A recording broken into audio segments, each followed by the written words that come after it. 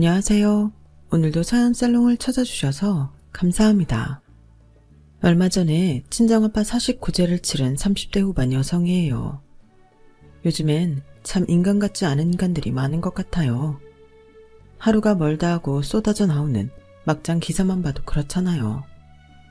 뉴스를 보다 보면 우리나라 막장 드라마 작가들은 반성을 해야겠다는 생각을 하게 돼요. 드라마보다 더 막장 같은 사건들이 사방에 널렸으니 말이죠. 그런데 저희 집에도 이런 막장 드라마 같은 일이 벌어졌지 뭐예요. 지금은 남남이 되긴 했지만 아직도 그날 일을 생각하면 피가 거꾸로 솟는답니다. 저는 연애에 소질이 없는 사람이었어요. 소질이라기보다는 남자 보는 눈이 없다고 해야 할 거예요. 매번 만나는 남자들마다 하나같이 찌질한 놈이거나 여자 등쳐먹으려 드는 놈들이었거든요. 그래서 일찌감치 연애는 접고 일에 올인했어요. 남들 연애하고 결혼할 때 일만 붙잡고 산 덕에 승진도 빨랐고 그만큼 연봉도 꽤 높았죠. 집안에 크고 작은 경조사가 있을 때마다 목돈도 툭툭 내밀 수 있어서 집에서는 잘난 딸 대접을 받을 수 있었고요. 그렇게 30대를 살아가던 어느 날이었어요. 대학 동기 부부가 아파트를 샀다며 집들이에 오라고 연락을 했더라고요. 부부와 저는 대학 시절 내내 같이 붙어 다녔던 절친이라서 없는 시간을 쪼개 참석하게 되었죠. 비록 집값의 대부분은 은행 대출금이었지만 그래도 월세 월문부터 시작해 전셋집을 거쳐 내 집 마련에 성공했다는 사실에 다들 축하해 주었어요. 동기 부부는 재학 시절에 결혼을 해서 벌써 결혼 13년 차를 맞고 있었어요.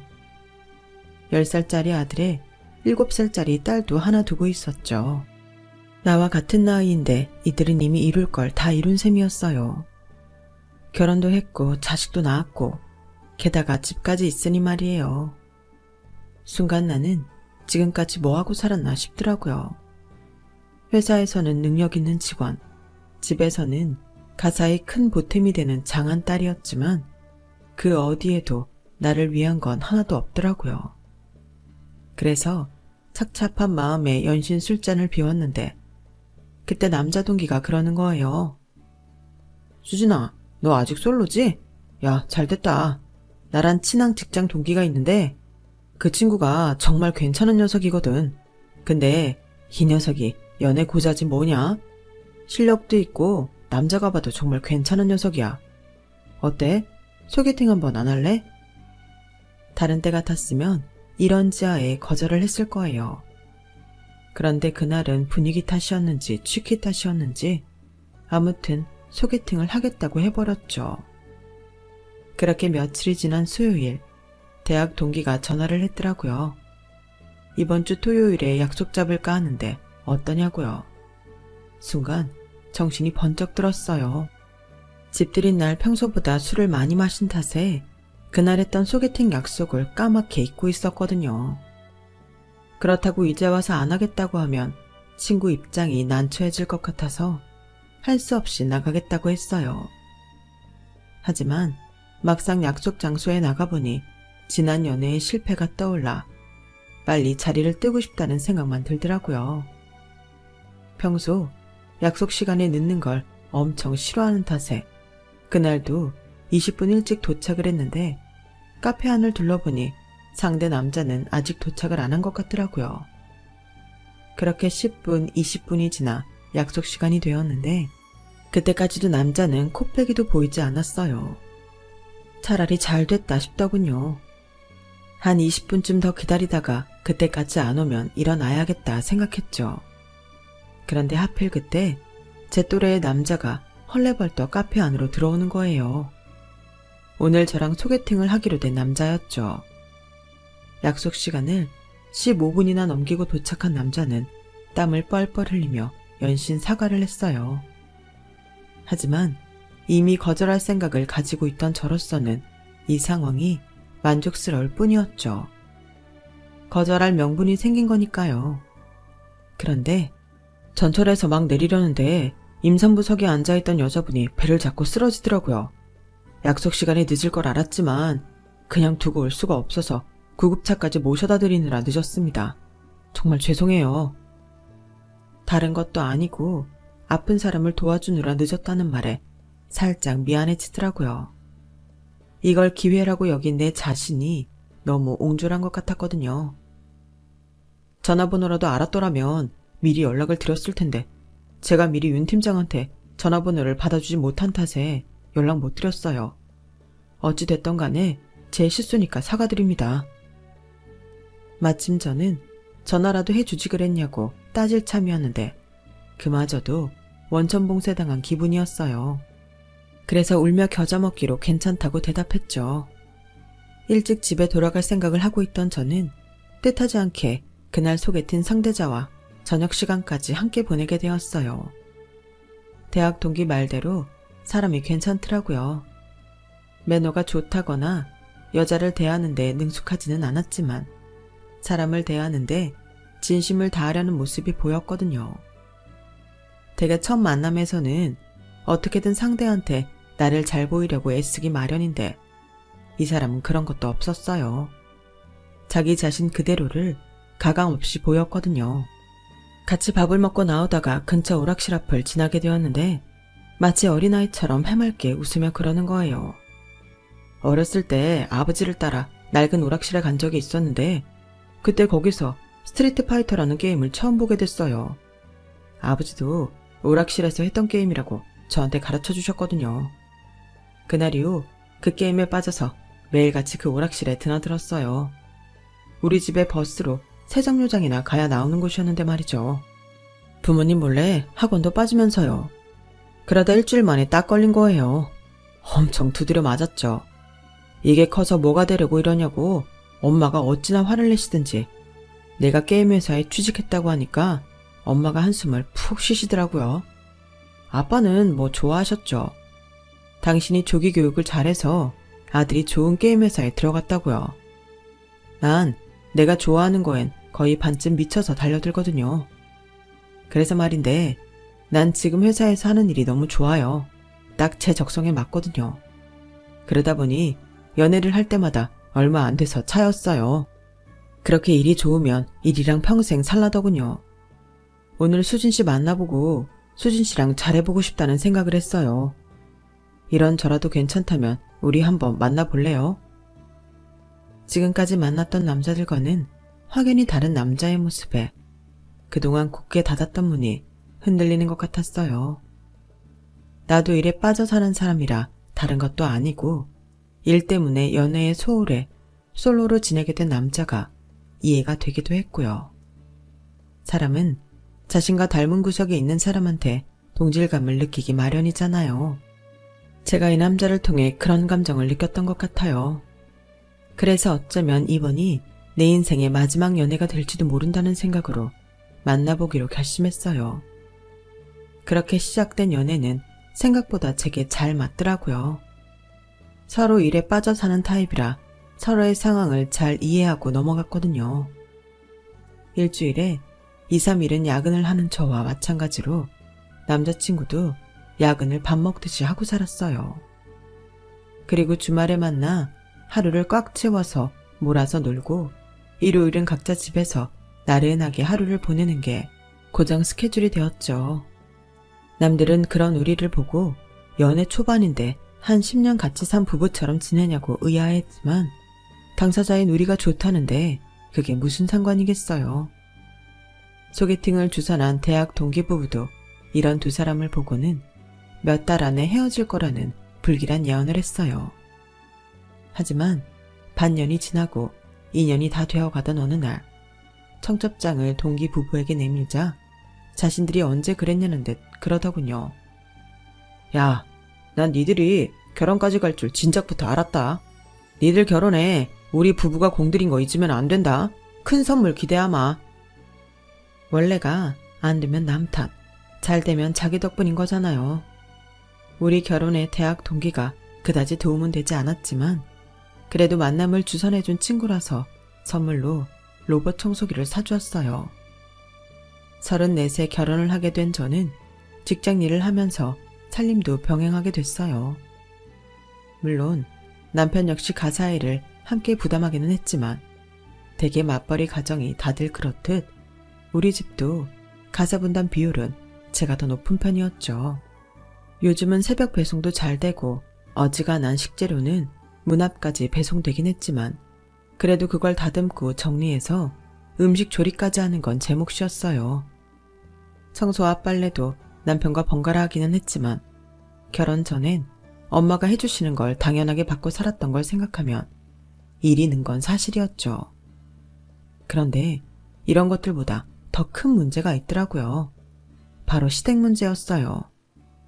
저희 두 사람이 사는 거야 힘들면 내일로 미루기도 하고 한 사람이 지치면 다른 사람이 맡아서 처리할 수 있었지만 시부모님 일은 그럴 수가 없더라고요. 아무리 며느리 대접이 예전과는 달라졌다고는 해도 막상 살아보니 그렇지만도 않았어요. 특히 저희 아버님은 환갑이 넘은 연세에도 사고를 어찌나 많이 치시는지 조용히 넘어가는 계절이 없을 정도였죠. 그럴 때마다 어머님은 제 남편한테 전화를 하셔선 네 아빠 좀 말려보라고 닥달을 하시고 그럼 남편은 저한테 도움을 청하곤 했거든요. 아버님이 다른 사람 말은 잘 안 들어도 제 말은 좀 들어주시는 편이라 그런다는 건 알지만 그것도 한두 번이죠. 아버님, 복권방을 차리시겠다고요? 그러려면 로또 사업자 등록증이나 그 밖에 복권 관련 서류를 준비하셔야 하는데 그건 있으세요? 아가, 설마 니네가 그런 것도 없이 복권방을 하겠다고 했겠냐? 내가 말했나 모르겠는데 박 사장이라고 그쪽에 발이 넓은 사람이 하나 있어요. 그 친구가 사업자 등록부터 기계까지 다 준비해준다고 했으니까 걱정할 거 없다. 이 계좌로 일단 5천만 원만 보내주면 내가 신경 쓸 거 하나 없이 준비해준댔어. 그래서 말인데 아가, 니들 돈 좀 있냐? 내가 가게 구하고 수리 좀 하느라 자금이 좀 모자라서 말이다. 어떻게 한 5천 정도 빌려줄 수 없겠니? 아버님, 요즘 세상에 누굴 믿고 돈을 맡기신다고 그러세요. 박 사장이라는 그분 정말 믿을 수 있는 분이기는 해요. 복권 사업은 아무나 할 수 있는 게 아니에요. 기관에서 승인을 받은 사람만 사업권을 딸 수 있는 건데 그걸 박 사장이라는 분이 대가 없이 아버님한테 넘겨준다고요? 말도 안 되죠. 일단 그분 연락처부터 주세요. 저희 외삼촌한테 부탁해서 박 사장이란 사람이 정말 그럴 능력이 되는 사람인지부터 알아봐야겠어요. 제 외삼촌이 경찰이라는 걸 아는 터라 아버님도 이참에 확실히 해둘 요량으로 박 사장의 연락처를 넘겨주셨어요. 그리고 다음날 외삼촌을 통해 박 사장이 전과 7범의 사기꾼으로 현재 수배 중이라는 연락을 받았어요.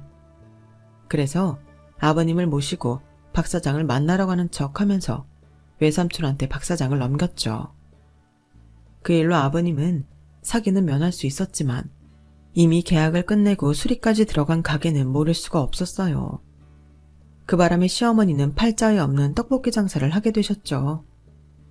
가게가 너무 협소해서 다른 장사는 할 수도 없었거든요. 그렇다고 매달 월세를 내며 가게를 올릴 수가 없어서 어머님이 가게세라도 벌 요량으로 떡볶이 장사를 시작하신 거예요. 그런데 사람 팔자 모르는 거라고 월세나 벌자고 시작한 장사가 잘 돼도 너무 잘 되는 거예요. 그런데 이게 또 사단을 불러왔지 뭐예요. 장사가 좀 되자 아버님이 또다시 일을 벌리기 시작하신 거예요. 이번엔 떡볶이 프랜차이즈 사업을 하겠다고 나서신 거죠. 어머님 가게로 아버님이 몰고 온 사람들이 시도 때도 없이 찾아오자 어머님이 제 남편한테 전화를 하셨고 또다시 제가 아버님을 말리게 된 거예요. 아가, 이게 땅 짓고 헤엄치기나 다름없는 거야. 간판 달아주고 부자재 유통만 연결해주면 매달 내 통장으로 돈이 들어온다니까. 사람이 죽으란 법은 없다고 일이 또 이렇게 풀릴 줄 누가 알았다니. 이러다 몇 년 안에 나도 백종원이처럼 요식업계 대부가 되는 게 아닌가 몰라. 사람들은 누가 성공했다고 하면 그 사람이 밑바닥에서 어떤 고생을 하며 위까지 올라왔는지는 볼 생각도 않고 화려한 순간만을 부러워하기 마련이잖아요. 제 시아버지도 그런 사람이었어요. 백종원 씨가 하루아침에 그렇게 됐겠어요. 수많은 시행착오를 거듭하고 돈도 잃어보고 사람한테 상처도 당하면서 지금의 자리에 앉게 되었을 텐데도 아버님은 그걸 그저 운때가 잘 맞아서 그런 걸로 치부해버리더군요. 대개 노력 없이 요행만 바라는 인간들이 그러는 것처럼요. 안 그래도 회사 일도 바쁜데 또 사고를 치려는 아버님을 보니 그땐 정말 화가 나더라고요. 그래서 평소보다 과격하게 말을 해버렸어요. 아버님, 제가 이렇게 말씀드린다고 서운해하셔도 어쩔 수 없어요. 더는 돌려 말할 기운이 없거든요. 아버님 음식 장사 한 번이라도 해보셨어요? 어머님 가게에서 단 며칠이라도 일해보신 적은 있으시냐고요? 없죠. 그런 분이 무슨 요식업 프랜차이즈를 하시겠다고 그러세요? 어머님이 음식 솜씨가 좋으셔서 장사가 잘 되긴 하지만 그게 다른 곳에서도 잘 먹힐 거라는 보장은 못하는 거예요. 그리고 식자재 유통까지 맡으시겠다고 했는데 그쪽에 아는 분은 있으세요? 혹시 아무데다 거래 터놓고 아버님이 중간 마진 떼먹으면서 각 매장에 터무니없이 높은 가격으로 식재료 보내시려는 건 아니죠? 그러자 아버님이 전곡을 찔린 것처럼 입을 꾹 다무셨어요. 요즘 세상에 누가 그런 식으로 프랜차이즈 사업을 해요? 사람들이 바보예요. 인터넷만 검색해도 식재료 가격 다 나오는데 타 매장과 차별점도 없이 어떻게 요식업 프랜차이즈를 한다고 이러시냐고요. 가끔 보면 아버님 정말 대책 없으신 거 아세요? 지난번 박 사장 건으로 일 치르시고도 아직도 정신을 못 차리시면 어쩌냐고요. 저도 그 일도 아버님 때문에 밤잠도 제대로 못 자요. 어머님한테 전화만 오면 그때부터 심장이 뛰기 시작한다고요. 이번엔 아버님이 또 무슨 사고를 치신 걸까 겁부터 난단 말이에요. 제발 저희 좀 안심하고 살 수 있게 사고 좀 그만 치세요. 제발 부탁드려요. 참다 못해 쏟아낸 말이었지만 막상 말을 뱉고 나니 아버님께 죄송하기도 했어요. 아버님 입장에서 며느리한테 이런 말을 듣는 게 자존심도 상하고 불쾌하셨을 테니까요. 그래서인지 아버님은 이후로 저를 보는 눈빛이 달라지셨어요. 남편과 시댁에 찾아가면 제게는 찬바람이 쌩쌩 불 정도로 냉랭하기 그지 없으셨죠. 그래도 사고 쳐서 식구들 힘들게 하고 돈 날리는 것보다는 낫다 싶었어요.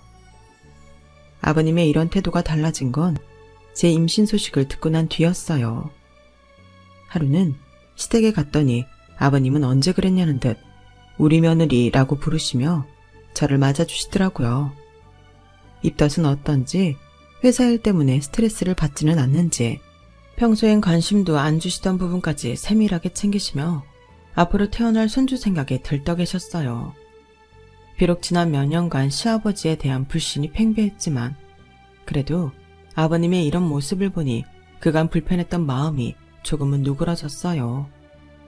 이제는 제발 정신 차리시고 사고 없이 지내주시기만을 바랐죠. 그런데 제 바람이 너무 컸던 걸까요? 임신 3개월이 되어가던 어느 날이었어요. 저는 몸 상태가 안 좋아서 월차를 내고 모처럼 집에서 쉬고 있던 날이었죠. 하필 그때 친정엄마가 다급한 목소리로 전화를 하신 거예요. 얘, 네 아빠 지금 쓰러져서 병원에 입원했다. 이게 다 네 시아버지 때문이야. 아, 내가 그렇게 말렸건만 기어이 이 사단을 내다니. 엄마, 그게 무슨 소리야. 아빠가 왜 쓰러져? 사단을 냈다는 건 또 무슨 소리고. 내 입으로 말하기도 싫으니까 네 아버지 찾아가 물러라. 세상에 어쩜 사기칠 데가 없어서 사돈한테까지 사기를 친다니? 내가 정말 네 시아버지만 아니면 당장 경찰에 신고하고 싶은 심정이야. 일단 친정아빠 걱정에 병원으로 달려간 저는 남동생을 통해 그간 있었던 일을 전해드릴 수 있었어요. 저희 아빠는 40년 가까이 다니던 회사에서 퇴직을 하시고 엄마랑 캠핑카를 몰고 여행을 다니실 계획을 하고 계셨는데 하루는 저희 시아버지가 집으로 찾아왔더란 거예요. 우리 아들이 그러더라고요. 사돈이 캠핑카를 구입하려고 하신다고. 그래서 말인데 내가 아는 사람 중에 마침 캠핑카를 처분하려는 이가 있어요. 얼마 타지도 않았어요. 한창 캠핑카 열풍이 불었을 때 충동적으로 산 거라 지금은 차고에 모셔둔 상태랍니다. 사돈만 괜찮다면 내가 연결해드릴까요? 그 말에 아빠는 일단 차부터 보자고 하셨고 제 시아버지를 따라 차가 파킹돼 있는 곳으로 가셨어요.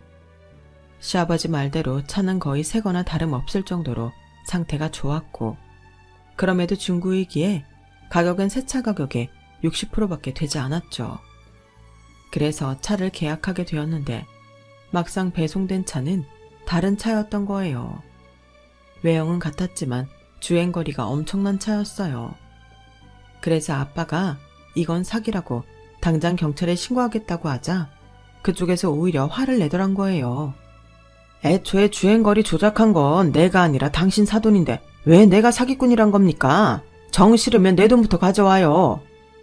알고 보니 중간에서 다리를 놓았던 저희 시아버지가 이미 커미션으로 500만 원을 받아가셨던 거예요. 차주는 그 돈을 가져오면 그때 환불해주겠다고 한 거였죠. 남도 아니고 사돈이 사기를 쳤다니 기가 막힐 노릇이었죠. 그렇다고 3천만 원 가까운 돈을 이렇게 날릴 수도 없어서 제 시아버지한테 연락을 했더니 자기는 주행거리를 조작한 적도 없고 중간에서 좋은 일 했다가 날벼락 맞은 격이라며 돈을 못 돌려주겠다고 버티더래요.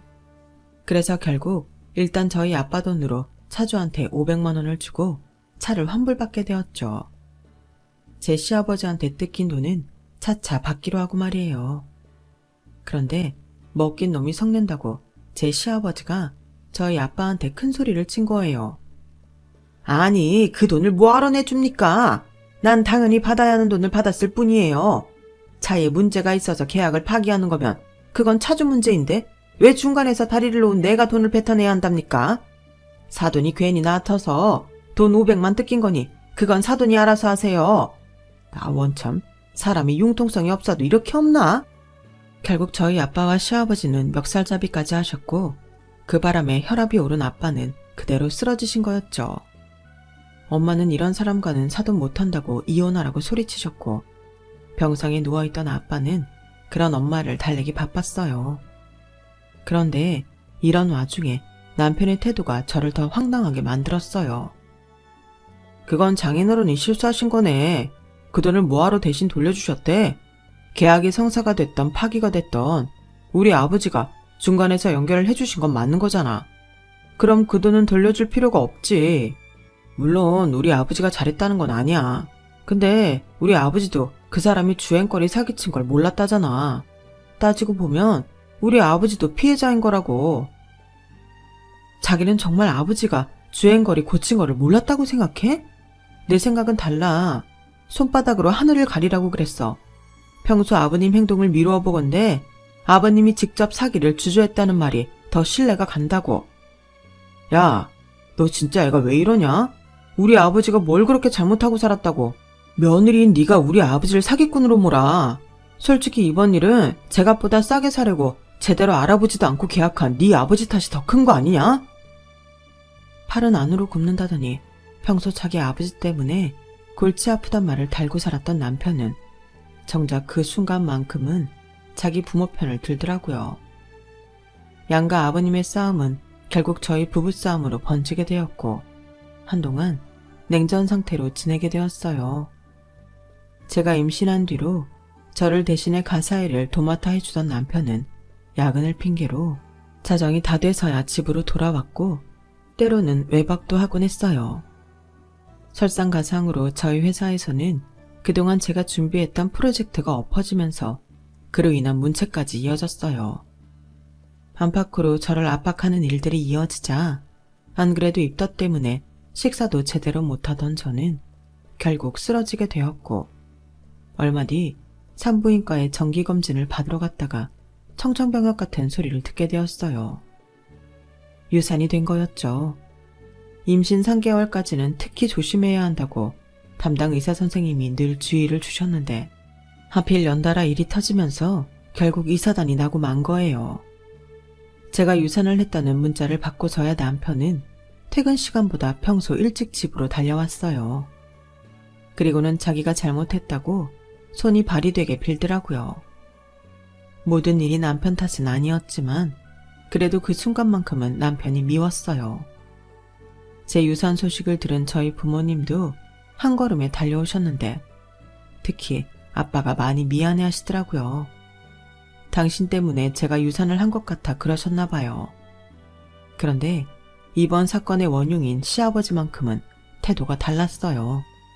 저희 친정부모님이 돌아가시고 늦은 밤 시어머니와 함께 찾아오신 아버님은 버럭 소리부터 지르시더라고요.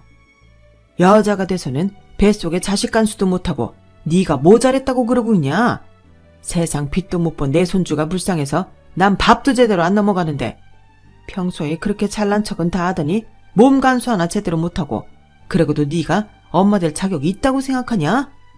왜 또 이 시애비 앞에서 따박따박 할 소리 못할 소리 떠벌려 보지 그러냐? 에이, 한심한 것 같으냐고. 이래서 집안의 여자를 잘 들여야 하는 건데. 네, 제가 잘못했습니다. 내 새끼 위해서라면 부모님 일에 신경 쓸 게 아니라 그냥 사기죄로 경찰에 신고를 했어야 하는 건데 멍청하게 마음 쓰다가 이렇게 됐네요. 아버님, 세상 빛 못 본 손주 생각에 밥도 잘 못 드신다고요? 근데 그거 아세요? 그 손주 무지개 딸이 건너게 하는데 아버님이 지대하게 일조하셨다는 거요. 아버님이 생각 있는 분이라면 지금 이 순간 자식 잃은 며느리 탓을 하실 게 아니라 위로를 해주셔야 하는 거예요. 그런데 아버님은 그럴 마음 없으시죠? 그러니 이만 나가주세요. 저는 아버님 얼굴도 보고 싶지 않으니까요. 안정을 취해야 할 상황에 제 화만 돋우는 아버님 때문에 저는 그대로 정신을 잃었어요. 깨어나 보니 시부모님은 돌아가시고 남편 혼자 앉아있더라고요. 남편은 자기도 이런 자기 아버지가 밉고 창피하지만 부모라서 어쩔 수 없다고 울먹이더라고요. 대신 제가 원치 않는다면 당분간만이라도 시댁과 거리를 두고 살다더군요. 솔직히 이혼까지 생각하고 있던 저는 이런 남편의 말에 한 번은 내가 참아보자 싶었어요. 그런데 아버님은 이런 마음을 아는지 모르는지 기어이 마지막 끈까지 잘라내시더군요. 제가 유산을 하고 1년이 지나던 무렵 저희 아빠가 갑자기 세상을 떠나셨어요. 평소 혈압이 높은 편이시긴 했는데 그래도 약도 드시고 주기적으로 병원 진료도 받고 계셔서 안심하고 있던 차에 벌어진 일이었죠. 엄마가 계모임에서 단풍 여행을 떠난 날이라 욕실에 쓰러져 계신 걸 발견하는데 시간이 걸렸고 결국 그렇게 세상을 떠나고 마셨어요. 친정아빠의 황망한 죽음에 정신을 차릴 수가 없었어요. 다행히 오빠랑 올케 언니가 알아서 장례 준비를 해준 덕분에 그나마 한시름 놓을 수 있었죠. 그런데 장례 이틀째가 되던 날 제 시아버지가 친구분들과 함께 장례식장에 찾아오시면서 사건은 시작이 되었어요. 조문을 오신 것까지는 좋았는데 이후 식사를 하시고는 장례식장 한켠에서 화투판을 벌이신 게 문제였죠. 그 모습을 보고 제가 남편한테 화를 내자 오빠가 말리더라고요. 장례식장에서는 일상적인 모습이라면서요. 하지만 자정이 다 돼가고 다들 장례식장 한켠에서 잠을 청할 때까지도 시끄럽게 떠들며 화투를 치는 통에 더는 못 참겠어서 한마디 하러 갔어요. 그랬더니 시아버지가 뭐라는 줄 아세요? 네가 뭘 몰라서 하는 소리다. 원래 장례식장에선 이렇게 시끌벅적하게 떠들어 줘야 상갓집 분위기도 나고 하는 거야. 나 한창 운빨 서는 중이니까 잔말 말고 저리 가. 너 때문에 부정탈락. 평소 아버님도 멀쩡하다고는 할 수 없었지만 화투판에 앉아있는 아버님은 정말 제정신이 아닌 사람 같았어요. 반쯤 눈이 돌아간 사람처럼 화투장을 쪼고 있는데 영화에서나 보던 도박 중독자 같은 모습이었죠. 혹시나 하는 생각으로 남편한테 물었어요. 자기, 아버지 혹시 도박하셔? 그랬더니 남편 얼굴이 발갛게 달아오르는 거예요. 그제야 알 수 있었어요. 아버님이 왜 그렇게 사기까지 쳐가며 돈에 집착했는지를요. 가서 당신 아버지 말려. 우리 아빠 장례식장에서 도박판 벌리지 말고 조용히 돌아가시라고 하라고. 안 그러면 내가 신고할 거야. 결국 남편이 가서 그만두시라고 설득을 했지만 이미 눈이 돌아간 도박꾼들은 그럴 생각이 없었어요. 그러자 남편이 화투판을 뒤엎으며 그만하라고 소리를 쳤죠. 그러자 그 순간 아버님이 미친 사람처럼 제 남편을 때리기 시작했어요. 그리고는 장례식장 입구로 달려가 조이금함을 뒤지더라고요.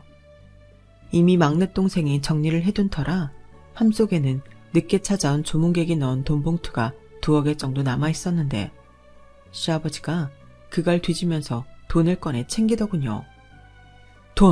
돈 어딨어? 내가 여기서 지금 얼마를 잃었는 줄 알아? 자그마치 500이야. 그러더니 제게 달려와 멱살을 쥐고는 소리쳤어요. 네 년이지? 내 아들 들쑤셔서 판 엎은 거 다 네 년이 시킨 짓 아니냔 말이다. 너 때문에 다 이긴 판 놓친 거니까 네가 돈 물어내라. 오늘 받은 조의금 있을 거 아니야. 내 돈 500만 원 내놓으라고. 미친 사람처럼 저를 흔들며 고래고래 소리를 지르는 통에 장례식장에서 쪽잠을 자던 사람들이 다들 일어났어요. 내가 너를 며느리로 들이는 게 아니었는데 저 멍청한 녀석이 너 아니면 안 된다고 하는 통에 내가 내 발을 찢게 됐구나. 아이고 내 팔자야. 멍청한 아들이요? 그게 부모로서 할 말이에요?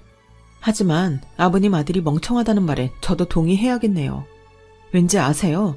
나 같으면 당신 같은 부모 진작에 영 끊고 살았을 테니까요.